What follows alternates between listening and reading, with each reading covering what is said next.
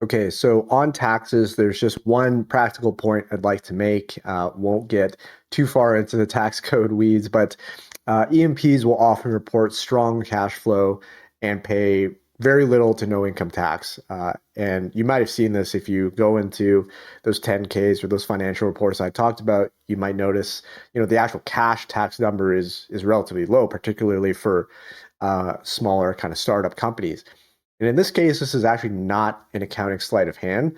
It's actually a function of how oil and gas companies are treated within the tax code. And the underlying reason is that a lot of the capital that E&P spend, so drilling wells, completing wells, et cetera, a lot of the components of those activities are deductible against taxable income. So what that means is, particularly for aggressive drillers, so again, new companies that are growing very rapidly, they might be spending a substantial amount of the cash that they generate, or in some cases more, to reinvest and drill more wells. And what this does is it effectively shelters their taxable earnings for many years.